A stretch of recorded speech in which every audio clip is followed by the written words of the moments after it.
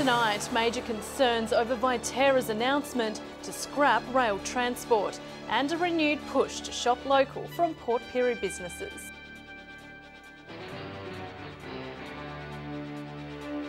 From our 7 Spencer Golf Studios, your nightly news with Casey Treelaw begins now. Good evening.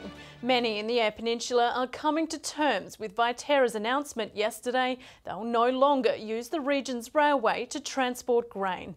The knock-on effect could see jobs lost and unwanted truck movement through the region. Soon to be the last stop for these trains as Viterra announced they're discontinuing rail transport on the Eyre Peninsula. A shock decision for many. It's a sad day that after over 100 years of having a rail service on Eyre Peninsula, that those days are going to come to an end. Australia's largest grain handling company announcing yesterday it will not be renewing its grain haulage agreement, transitioning instead to a purely road-based supply chain. This means that thousands of extra truck movements on the Eyre Peninsula road network, and it's also going to mean that Dipty will need to increase road maintenance expenditure to ensure that those roads remain safe. Over the last 5 years, Viterra has transported over 650,000 tonnes of grain to Port Lincoln by rail. This will now be replaced by 200 trucks delivering grain to the city centre every week. The challenge now is to get extra funds spent into our arterial roads and particularly in Port Lincoln. Viterra are the sole users of the rail network, and without a transport contract, the tracks will become useless. Genesee and Wyoming, the operators of the regional rail network, are set to cut jobs because of that announcement. There have been separation packages and relocation packages offered where it was appropriate, so it's still a bitter pill to swallow for those who are impacted. Nathan Regter, 7 Spencer Golf News. A piece of Port Augustus history is in uncertain waters after divers assessing the wharf found parts of it to be a major safety risk to the community. Public access has now been restricted to parts of the structure. Local jetties, lack of stability. First it was the demolition of the east side jetty, then the sudden closure of the west side jetty, and now the heritage-listed wharf is also on its last legs. Unfortunately, these structures are old. You know, they've been around over a century and they do wear and tear. Marine engineers conducting underwater diving assessments of the ageing wharf found piles had suffered major section loss due to rotting and splitting. 3 sections of the structure identified as major risks, now fenced off. If we get an engineering report that tells us something is not right in it, it could be a threat to people. We want to make sure they are safe and the area is made safe. The public will still have access to the wharf outside the restricted areas. The decision shocking the community. This wharf is completely safe as far as we're concerned. A bit of reconstruction, yes, but they're getting rid of good history. The council will look to rearrange funds in this year's budget and will turn to the state and federal governments for help in a bid to retain the 135-year-old wharf. The history and the heritage in this wharf alone is immense, and we need to hang on to that as long as we can. Garth Burley, 7 Spencer Golf News. Following today's heat, South Australians can expect to face more extreme conditions from tomorrow. The State Emergency Service issuing a warning this morning.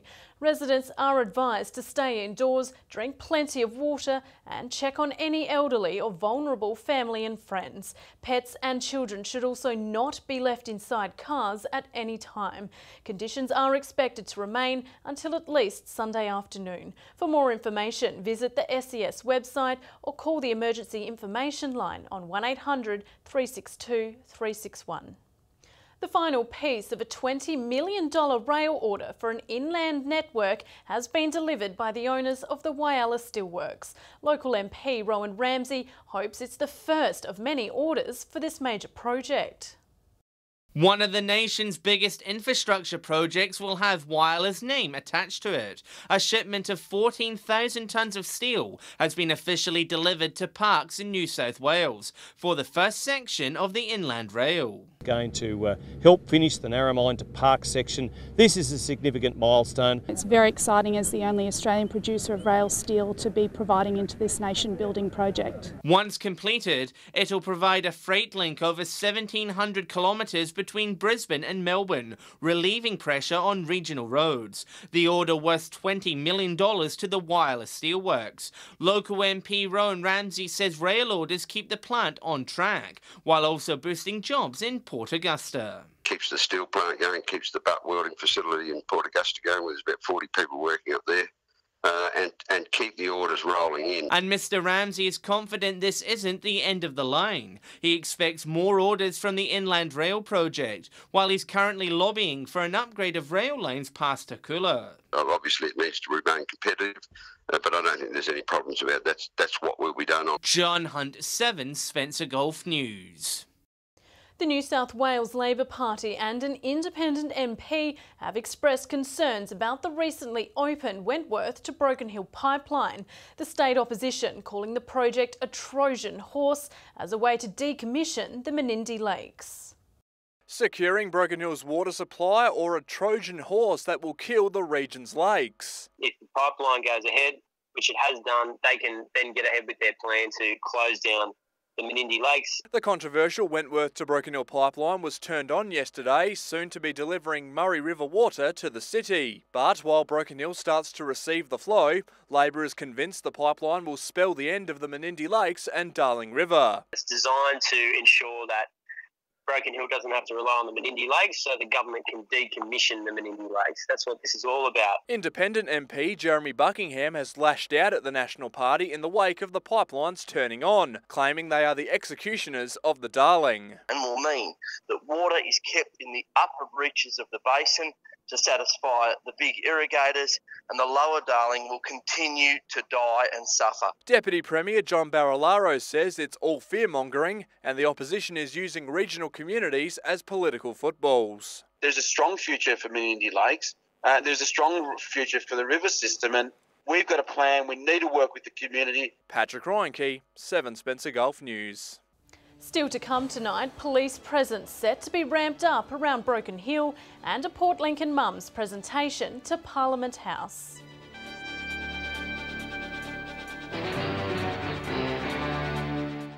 Hello again. The state government is teaming up with local councils in an attempt to restore public confidence through new reform. It's now calling on regional mayors to provide suggestions on what needs to change, such as rate capping. Cutting red tape on a local level. The South Australian government is seeking to ratify how councils operate in an effort to make the system more efficient. There is a real need for reform in our local government sector, and what we've announced last week was the plan that we're putting on the table to improve that. Stephen Knoll believes that local government needs to restore confidence in its constituents. High-profile examples of where our councils have failed us, not only the example of Pirie, where in recent weeks I've had to take the decision to put an administrator in place. And whilst criticism has been laid out, council has responded positively to the push for change. Both parties are seeking improved dialogue moving forward, with the local government association supporting the move. We're working in collaboration with the state government as a partnership to deliver the best results for our communities. One topic has been left out of recent talks, an election promise by the state government to lower the costs to ratepayers. Wanting a system that caps council rates, that's still very much our desire. This local government reform process, though, is a separate part. The first bill is expected to be presented to Parliament mid-year, with a second one in 2020. Dominic Beaton, 7 Spencer Gulf News. Broken Hill Police will heighten its presence in the city's north ahead of a local country music festival this weekend. Officers will be patrolling the road to Silverton, targeting drink drivers.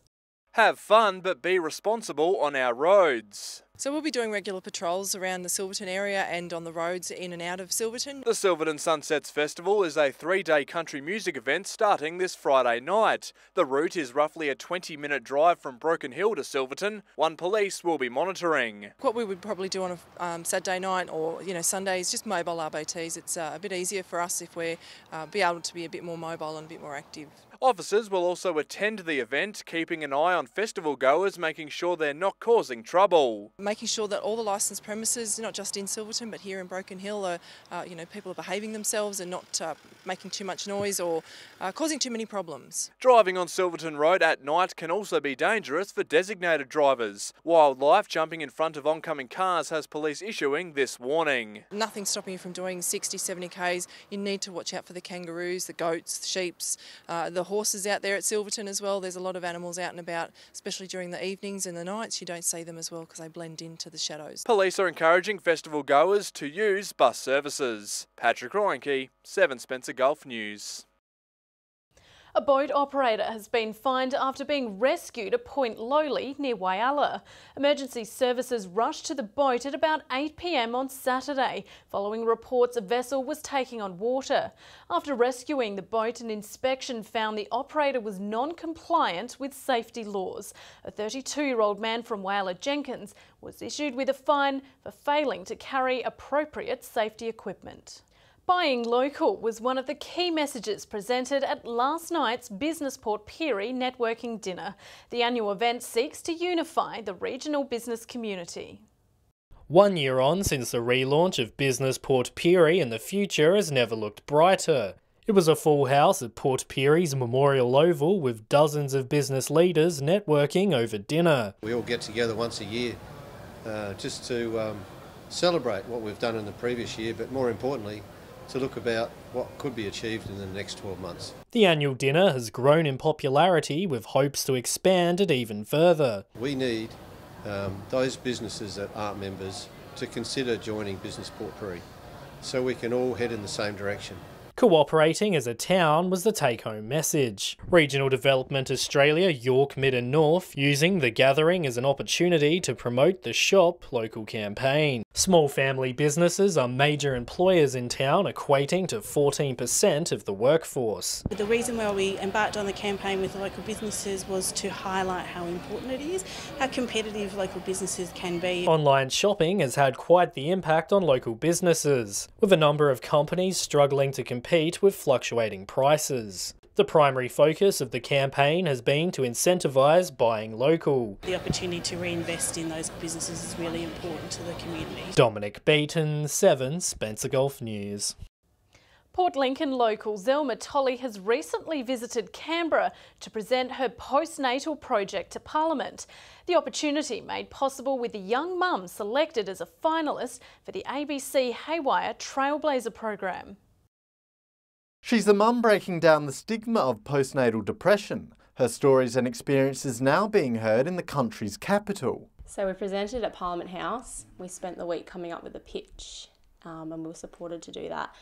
And so we presented in front of ministers and people who worked in the department for health. Zelma and 15 others across Australia were flown to Canberra as finalists in the ABC Haywire program, empowering young regional leaders to share their stories and grow their profession. Supported workshop where you can go along and really expand your project and have the opportunity to meet with politicians and present at Parliament House. Zelma began her blog, The Postnatal Project, after the birth of her first child, where she realised there was a lack of specialist care available in her regional town. All about honouring the emotional experience that occurs as well as the clinical aspect of recovering from birth. During the 6-day event, Zelma presented the goals of her project and the importance of her work, also having the chance to talk about the program on the ABC Morning Show. There's a lot of potential to grow further and there is a need in the community for the project. Nathan Regter, 7 Spencer Gulf News. While Port Pirie prepares to host the clash between South Australia's 2 AFL sides, the region's brightest football prospects will also take to the field. Under 21 players from Port Augusta and Port Pirie will battle it out in a curtain raiser before the marquee JLT Cup match. With kick-off at 12:30 p.m, locals are urged to come through the gates early to see some of the region's best young football stars. Stay with us after the break. We'll bring you all the latest fuel prices and we'll have a look at this week's weather details with Britt.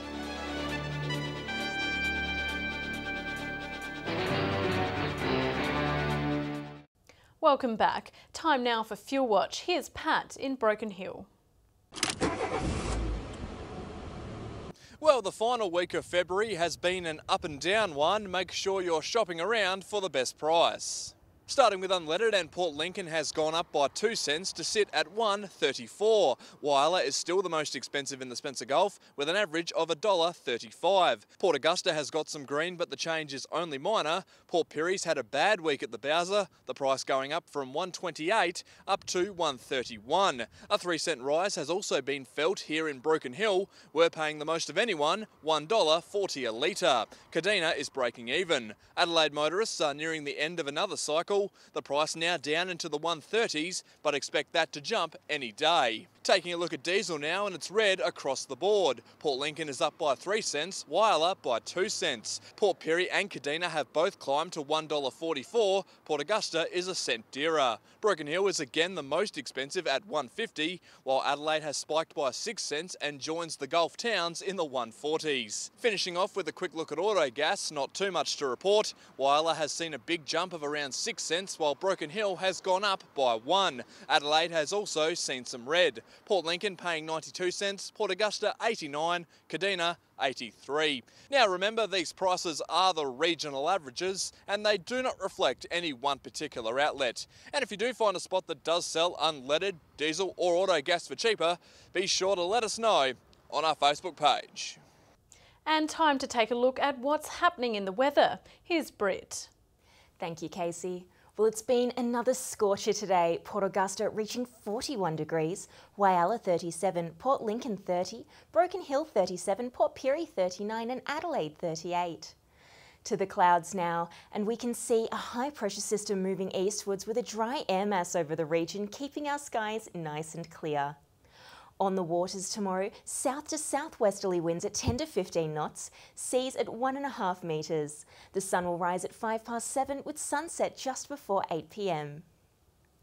And we've got more hot days to come. Fine and mostly sunny across the region tomorrow. Port Augusta 41, Whyalla 36, 30 at the top for Port Lincoln, Coffin Bay 33, Woodner 42, Corn 40, Broken Hill 37, Port Pirie and Clare both with a top of 38, Cleve 36, Kadina and Adelaide both 37. Looking a little further ahead now, Port Lincoln, temperatures increasing over the next 3 days, up to 38 degrees on Saturday. Cleve will see 41 on Friday and Saturday, and Woodner 43 on Friday with partly cloudy days ahead. Whyalla, the mercury will hit 40 degrees on Friday, even hotter on Saturday. Port Augusta consistently hot with maximums staying in the early 40s, and Kadina in the high 30s. Port Pirie, partly cloudy over the coming days, 40 degrees the top on Friday. Clare also with a bit of cloud, 39 Friday, Saturday. And Broken Hill, hot and dry with maximums sitting in the mid to late 30s. So Casey, it looks like we've got a few more hot days ahead. Thanks for that, Britt. And that's the local news this Wednesday evening. Thanks for joining us. I'll have updates later. Until then, enjoy your evening. Good night.